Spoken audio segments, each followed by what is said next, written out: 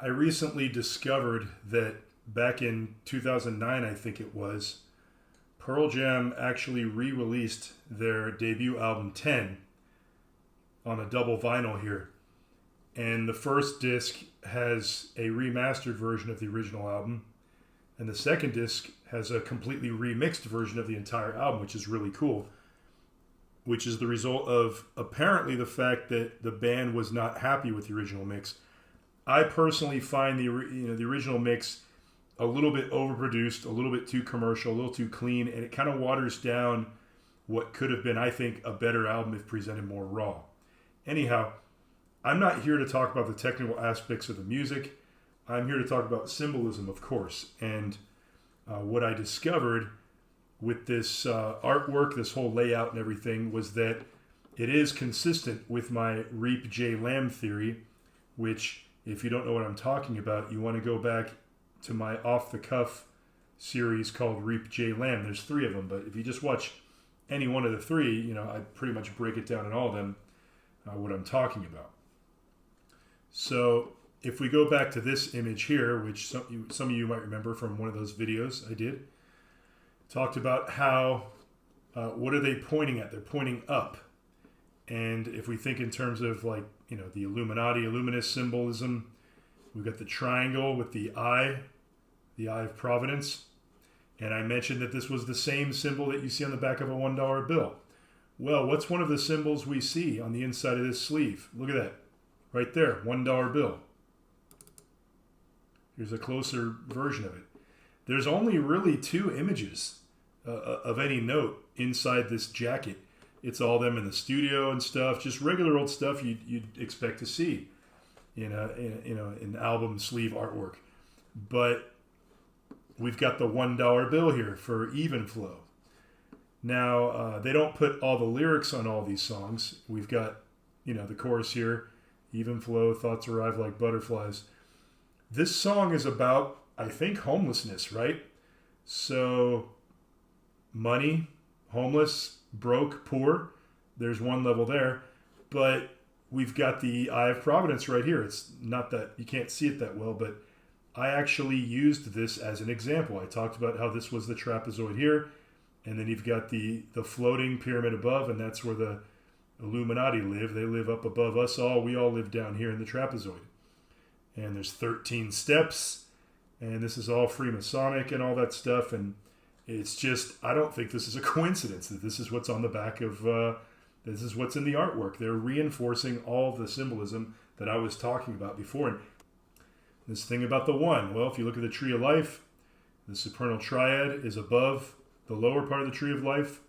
Again, this is stuff I go over in a previous blog. If it all sounds Greek to you, go watch them. But I talked about all of it.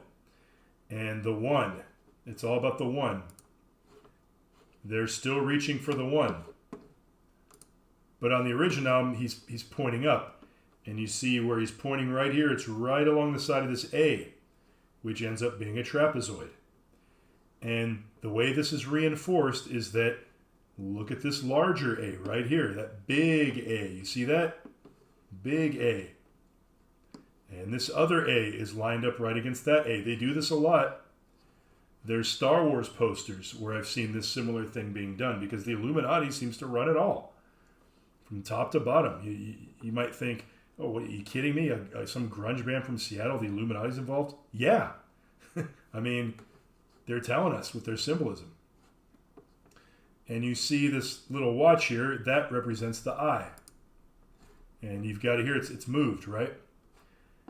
And I noticed that you can't see any of their eyes, and I think that's intentional too. I don't 100% quite understand what it means, but I think it's more just about the focus being this eye and how this is a triangle, and they're lifting the triangle up, and now they're reaching for it. And I think that's Jeff Ament, because I think Jeff Ament might be the guy that made the deal, the Faustian Pact or whatever it was. Maybe him and Stone Gossard. But you kind of feel like, you study Mother Love Bone, you look at all the interviews and everything, and Jeff Ament kind of feels like the guy in charge. I think he was the one who, or one of the guys that made the deal. And he's reached, his hand is the highest above all. And he's reaching with the least inhibition. He's like, yep, Give me that Eye of Horus. I'm ready. I'm going to take it. And again, here's the A, which is a symbolic reference to the trapezoid that is below the Eye of Horus, the Eye of Providence, which is invisible because it's the all-seeing eye, and it sees us, but we can't see it. And it's kind of like a pun. They do this a lot in different posters, various posters for movies and all kinds of stuff. And one more thing about this dollar bill, you see they've circled "In God We Trust." And we assume that's Jesus Christ. I mean, the founders of the country were primarily Christian. So when they said "In God We Trust," they were talking about Jesus Christ.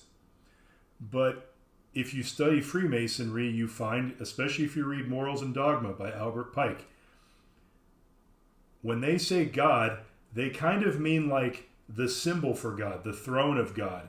And what they do is they take the candidate, say you're Indian, say you're Hindu, all right?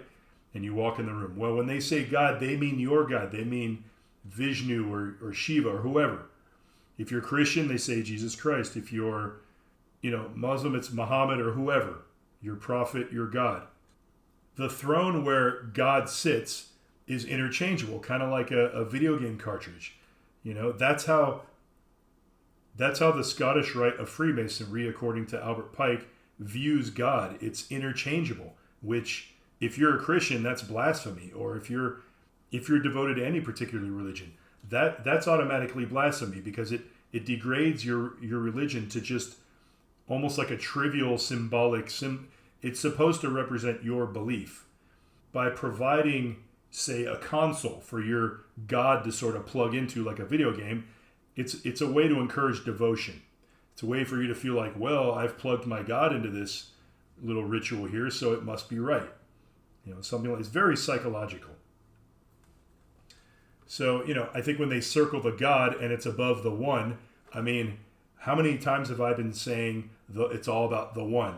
The 5 against 1, like on the next album, they've got, Verses was originally called 5 against 1.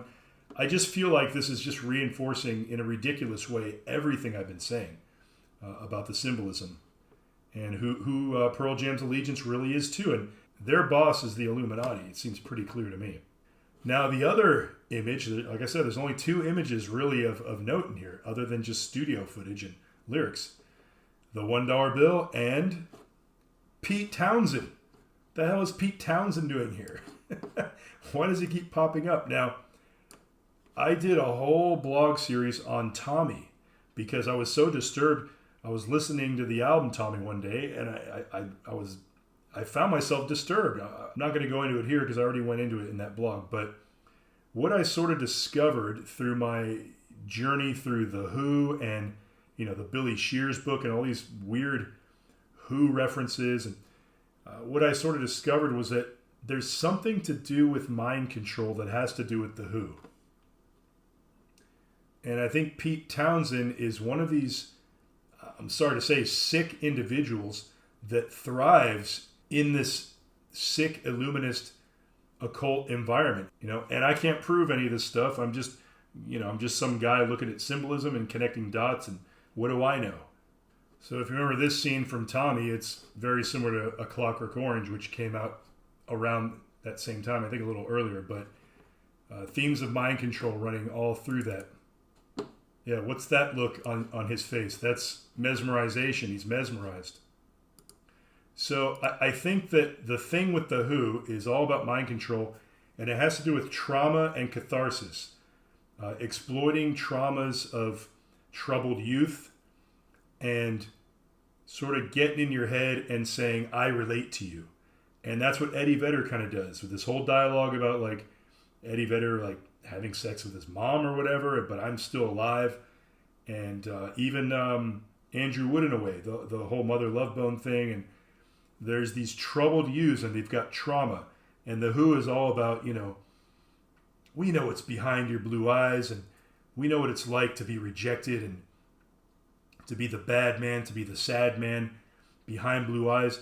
And then they have these triumphant moments where kind of like the loser triumphs. So it's kind of like no matter who you are, it's okay. The soundtrack for The Outcast. Turning it into this big operatic, epic thing, like almost like in the sense of like a theater play. And you see I perceived a continuation of that tradition in Pearl Jam with Eddie Vedder's story, the whole Alive thing, and triumphing over the dark past thing. And, after I made these observations, I'm reading these articles and I'm finding out that, a journalist thinks that Eddie Vedder is a real life version of a Pete Townsend creation from one of his songs. I'm finding out that Pearl Jam is personal friends with Pete Townsend. I'm finding videos of Pete Townsend playing with Pearl Jam. I'm finding, Pearl Jam playing Baba O'Reilly live.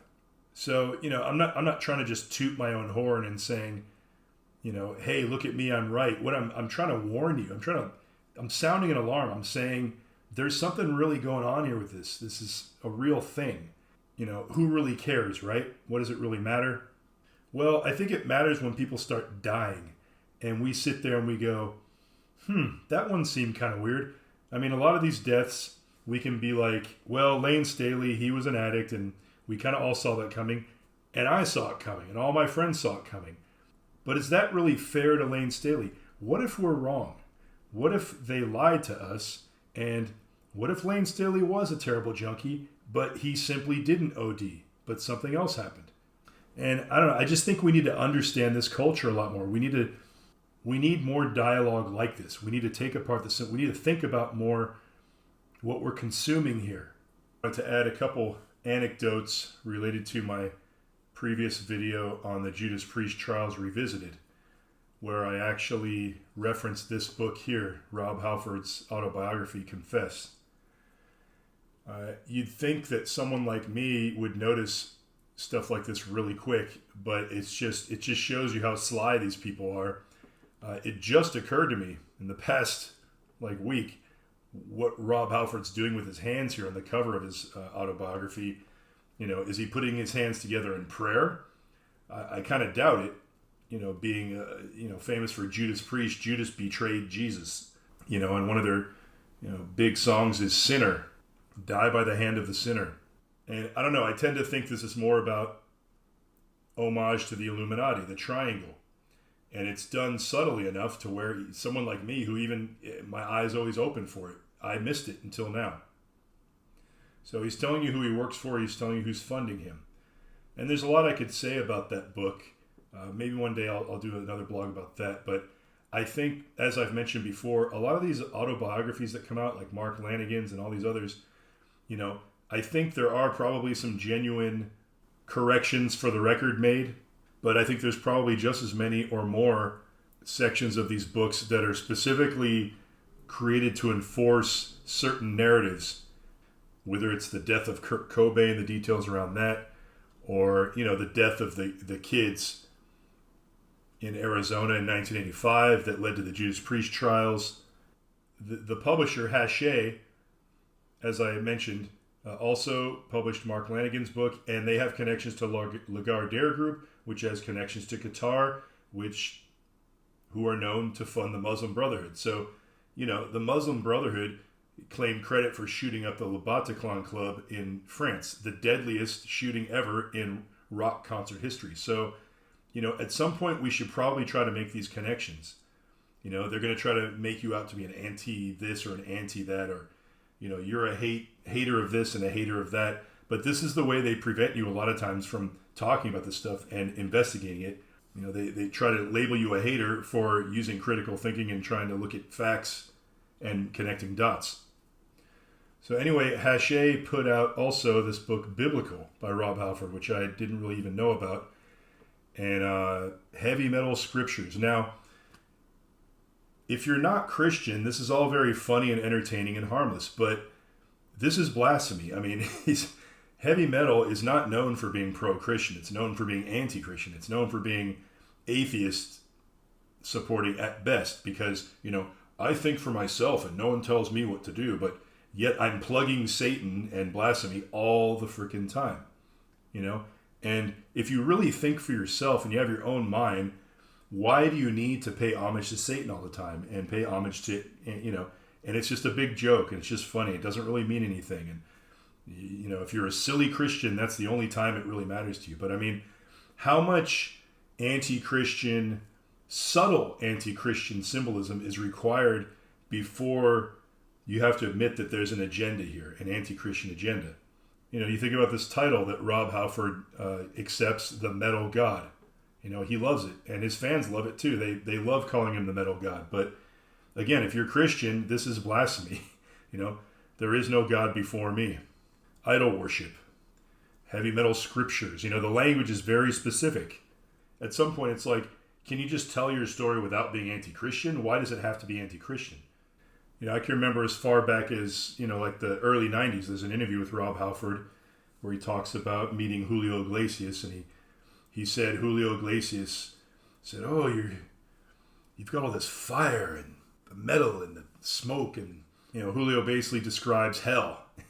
And then he goes, you are the minister of metal. So Rob Halford is very proud of the fact that Julio Iglesias dubbed him the minister of metal. So he really embraces these titles that sort of mock Christianity, yet we're supposed to think, oh, Halford's this decent guy. He doesn't really hate Christianity. Maybe he's a Christian himself. I kind of doubt it. One thing I forgot to mention in my video on the Judas Priest Trials Revisited is that this kid here, James Vance, after he unsuccessfully attempted to commit suicide and blew off the front of his face, there are articles stating that he was sent straight to Stanford after that. Now, the reason that's noteworthy is because Stanford has a history in mind control. And in fact, Ken Kesey was a graduate student at Stanford University when he participated in an MKUltra drug testing program. But there's a lot of stories about Stanford. In fact, Hank Harrison claims he taught there or something for a while, and he talks about bringing Courtney Love there. And Stanford just comes up a lot when you talk about the history of mind control. And so, this sort of plays into the narrative regarding whether the kids that, allegedly committed suicide after listening to Judas Priest or attempted to, that maybe they were the victims of mind control. In other words, yes, there are messed up people out there. There are messed up families. There are people that do kill themselves. But it doesn't mean we overlook the possibility that they're also being encouraged to do so, maybe more aggressively than we think, maybe using techniques that are far more advanced than we'd ever guess, especially when you look at how much this type of stuff was being done, way back in the 50s, 60s, and 70s. We can only imagine where they are today, and you just got to ask yourself, why is it so taboo to talk about MKUltra? Why is it so taboo to talk about mind control? You know why? Probably because the people doing it, the people who want to keep doing it, are the same ones that own the media and sort of create this atmosphere of shame around the conversation, because they're the ones participating in it. It's to protect them. It's to protect the evil people. Supposedly, the song Better By You, Better Than Me has the word do it on it, which you can hear. The phrase is on there. The judge determined that it was an accident of sound effects coming together. But this whole thing about do it is a very obvious reference to the sort of mind control magic word that triggers the altar of the personality. In other words, they were sort of pushing the idea that the album was saying, do it, do it, do it. And then it put these kids in a trance, and then they went out and killed themselves. So that's kind of the narrative that appears out of that court case, the transcripts and such. And it makes me think of Operation Mindcrime, when actually the song Operation Mindcrime, when you hear the phone ring and Nikki picks it up, and you hear this guy go, Mindcrime. And supposedly that word mindcrime is the trigger word that triggers Nikki's altar, or triggers him to go do whatever he's supposed to do. Turns him into a suicide bomber or a terrorist or an assassin. Mind control command word. Kind of like a dog when you say, sick 'em, and the dog goes nuts and starts mauling whoever. And then you say, Rosebud, and then the dog calms down. Trigger words.